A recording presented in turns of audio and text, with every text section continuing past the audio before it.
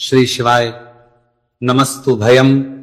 दोस्तों, जैसा कि आप सभी लोग जानते हैं कि 12 मई 2026 यानी मंगलवार को पड़ रही है ज्येष्ठ मास की कृष्ण पक्ष दशमी तिथि। और दोस्तों, यह वह तिथि है जो ज्येष्ठ मास में पड़ने वाली सबसे बड़ी तिथि है, क्योंकि यह मंगलवार के दिन पड़ रही है और इसका बहुत ही बड़ा और विशेष महत्व होता है।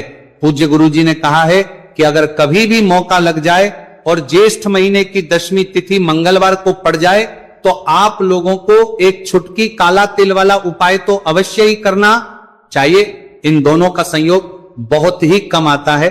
इसी के साथ में गुरु जी ने अपनी शिव पुराण कथा में बताया है कि इस दिन आपको एक छुटकी काला तिल वाला उपाय तो आपको अवश्य ही करना चाहिए, क्योंकि ऐसा दिन पूरे साल में सिर्फ एक ही बार आता है। और दोस्तों, आप सभी लोग जानते हो कि मंगलवार दशमी तिथि का अगर सबसे बड़ा कोई उपाय है तो वह एक छुटकी काला तिल वाला उपाय है। तो दोस्तों, मंगलवार दशमी तिथि के दिन आप लोगों को इस एक छुटकी काला तिल वाला उपाय को जरूर करना है। बहुत सारे लोग होंगे जिन लोगों ने इस उपाय को ना किया हो, मतलब पूरा साल निकल गया, उन्होंने किसी भी दिन इस छुटकी काला तिल वाला उपाय को ना किया हो। पर दोस्तों, आपके पास एक आखिरी मौका बचा हुआ है, जो कि 12 मई मंगलवार दशमी तिथि के दिन है। इस दिन आप लोगों को इस वाले उपाय को जरूर कर लेना है। भले ही आपने पूरे महीने भर इस उपाय को ना किया हो, पर अगर आपने इस महीने के मंगलवार दशमी तिथि के दिन अगर इस वाले उपाय को कर लिया तो आपको इस उपाय को करने का वह फल मिलेगा जिसकी आपने कभी कल्पना भी नहीं करी होगी। इसीलिए आप लोग इस वाले उपाय को एक बार जरूर कर लेना है, ताकि आप लोगों के हाथ से यह मौका न जा सके और आपको इस उपाय को करने का फल मिल सके। दोस्तों, यह उपाय पंडित जी ने अपनी अभी की ही श्री शिव महापुराण की कथा में बताया है। उपाय को आज हम आपको बहुत अच्छे से समझाने वाले हैं। इस वीडियो को देखने के बाद इस उपाय को समझने के लिए आपको कोई और वीडियो को देखने की जरूरत नहीं पड़ेगी। तो चलिए दोस्तों, उपाय को शुरू करते हैं। देखिए, यह इस ज्येष्ठ महीने के मंगलवार दशमी तिथि के दिन यह इतना खास होता है, इतना महत्वपूर्ण होता है, देखा गया है। कभी कभी बड़े बड़े पूजा पाठ अनुष्ठान से जो मनोकामना पूर्ण नहीं होते, वह ज्येष्ठ महीने की मंगलवार दशमी तिथि के दिन एक छोटे से उपाय करने से ही आपकी मनोकामना पूर्ण हो है। और बहुत सारे लोगों ने इस उपाय को किया भी है और उनको इस उपाय को करने का फल भी जरूर मिला है। अगर आप लोग भी इस उपाय को करना चाहते हैं तो आप इस उपाय को पहले अच्छे से समझ लेना, सुन लेना, उसके बाद करना, आपको इस उपाय का फल जरूर मिलेगा। और इस उपाय को कर लेने से आपके घर में चाहे किसी भी प्रकार की दुहक और समस्या क्यों ना चल रही हो, आपको उसका कारण भी नहीं पता है कि भाई ये समस्या किस कारण से चल रही, उसका कुछ भी कारण हो सकता है। जैसे पितृ दोष हो सकता है या किसी भी तरह का मंगल दोष भी हो सकता है। तो इस दिन आप लोगों को ये वाला उपाय कर लेना है। ये एक ऐसा उपाय है जिस उपाय को अगर किसी विशेष दिन पर किया जाए तो भाई उस विशेष दिन का जो है वह तो हमें मिलता ही मिलता है, पर हमने उस दिन पर इस उपाय को किया है तो हमें उससे भी बड़ा फल मिलता है, और फल बहुत जल्दी मिलता है, क्योंकि आप इस उपाय को बहुत ही बड़े और विशेष दिन पर रहे हो। तो चलिए अब उपाय के बारे में बात करते हैं, लेकिन उससे पहले आप लोगों को यह जानना आवश्यक है कि आखिर ये उपाय किस समय करना है, किसको करना है और कैसे करना है। तो चलिए हम आगे आपको वीडियो में एक एक करके बता देते हैं। लेकिन उससे पहले अगर आप लोग हमारे चैनल पर पहली बार आए हैं या फिर मेरी आवाज आज पहली बार सुन रहे हैं तो हमारे चैनल को सब्सक्राइब जरूर कर लेना और इस वीडियो को लाइक करके कमेंट बॉक्स में श्री शिवाय नमस्तु भयम ओम नमः शिवाय जरूर टाइप कर देना।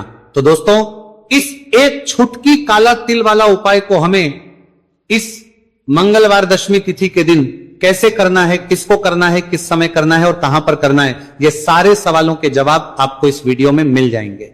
और जो ये वीडियो देखेगा भाई, उसको एक छुटकी काला तिल वाला उपाय जरूर करना चाहिए, क्योंकि इस दिन काला तिल का भी बहुत ही बड़ा और विशेष महत्व होता है। और बात आ जाए एक छुटकी काला तिल वाला उपाय की, तो यह सोने पे सुहागा वाली बात हो जाती है और यह एक बहुत ही बड़ा उपाय हो जाता है इस मंगलवार दशमी तिथि का।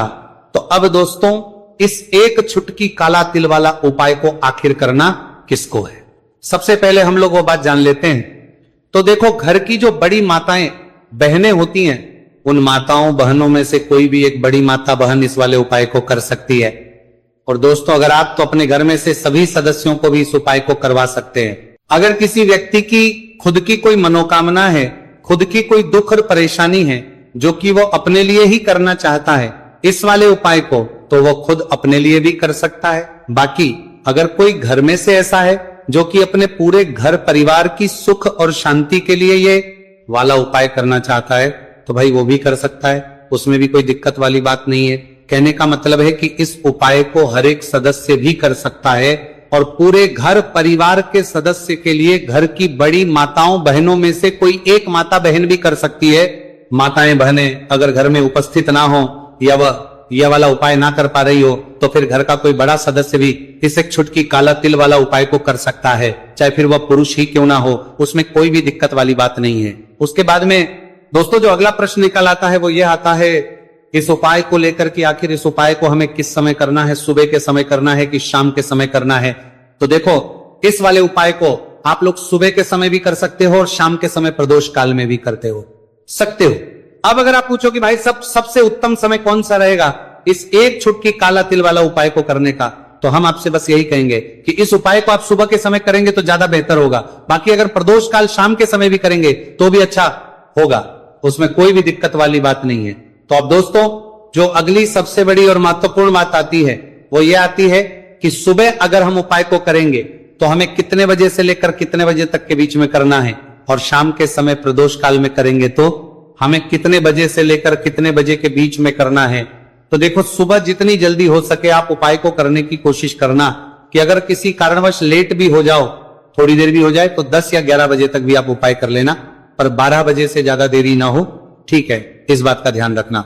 उसके बाद में दोस्तों अगर शाम के समय प्रदोष काल की बात करें, प्रदोष काल का जो समय है होता है वो शाम के 6 बजे से शुरू हो जाता है।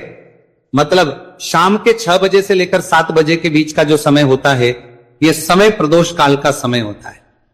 तो आप उपाय को 7 या 8 बजे के बीच में भी कर सकते हो। मतलब शाम के 6 बजे से रात 8 बजे के बीच में आप कभी भी इस वाले उपाय को कर सकते हो, उसमें कोई भी दिक्कत वाली बात नहीं है। देखिए यदि आपके जीवन में संकट बहुत ही अधिक चल रहे हो, समस्याएं बहुत ही अधिक चली हो, एक एक रूप खर्च करने आपको बस ओढ़ रहा है, भूमि से जुड़ी हुई कोई भी समस्या हो, या फिर आपके विवाह से जुड़ी हुई कोई भी समस्या हो, या आपके व्यापार से जुड़ी हुई कोई भी समस्या हो, तो आपकी ये सारी समस्या इस मंगलवार दशमी तिथि के दिन समाप्त होने वाली है। तो चलिए दोस्तों जानते हैं उस विशेष उपाय के बारे में। देखिए इस वीडियो में हम पूज्य गुरुजी द्वारा बताए गए 3 बहुत ही चमत्कारिक उपायों के बारे में जानेंगे। देखिए ये जो उपाय है आपके जीवन से दुर्भाग्य का तो अंत करेंगे ही, साथ ही साथ यदि आपके जीवन में धन की समस्या चल रही है तो वह सभी भी आपकी समाप्त हो जाएंगी। देखिए गुरुजी ने बताया है कि जब भी मंगलवार दशमी तिथि का दिन पड़े तो हमें कर्ज मुक्ति के लिए कुछ उपाय करने चाहिए। इसी के साथ हमें धन प्राप्ति, भूमि से जुड़े कार्यों और विवाह के लिए भी उपाय करने चाहिए। तो चलिए दोस्तों जानते हैं गुरुजी द्वारा बताए गए सबसे पहले उपाय के बारे में। देखिए ये उपाय विशेषकर उन लोगों को करना है जिनकी भूमि से जुड़ी कोई भी समस्या चल रही हो, यानी कि उनकी भी जमीन से जुड़ी हुई समस्या चल रही है, यानी कि जो लोग मकान खरीदना चाहते हैं, या फिर उनका खेत से जुड़ा कोई भी केस चल रहा है, या फिर जिनके भी विवाह में विलंब हो रहा है, या फिर जिन भी लोगों के जीवन में कर्ज बहुत ही अधिक बढ़ने लगा है, कर्ज जो है वो चुका नहीं पा रहे हैं, तो गुरुजी ने कहा है कि ऐसे लोगों को यह उपाय करना चाहिए। देखिए इस उपाय के लिए आपको थोड़े से काले तिल ले लेने हैं।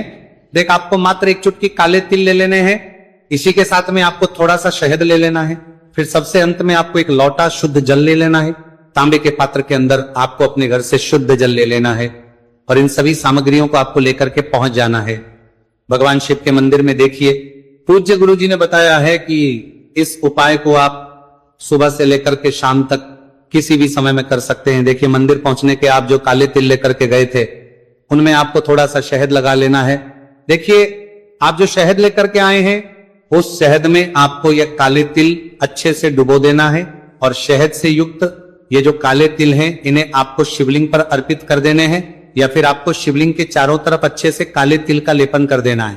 पूज्य गुरुजी ने बताया है कि लेपन करते समय यदि आपके जीवन में कर्ज से जुड़ी समस्याएं चल रही हैं, लेपन करते समय आपको आर्यन मुक्तेश्वर महादेव का स्मरण करना है, या फिर आपके जीवन में विवाह से संबंधित या फिर जमीन से संबंधित कोई भी समस्या चल रही है तो फिर आपको मंगलेश्वर महादेव का स्मरण करना है। इसके बाद जो आप जल लेकर के आए हैं उसे आपको धीरे धीरे शिवलिंग पर अर्पित कर देना है तथा आपको लगातार शिव महापुराण के मूल मंत्र श्री शिवाय नमस्तु भयम इस मंत्र का जाप करते रहना है। पूज्य गुरु जी ने बताया है कि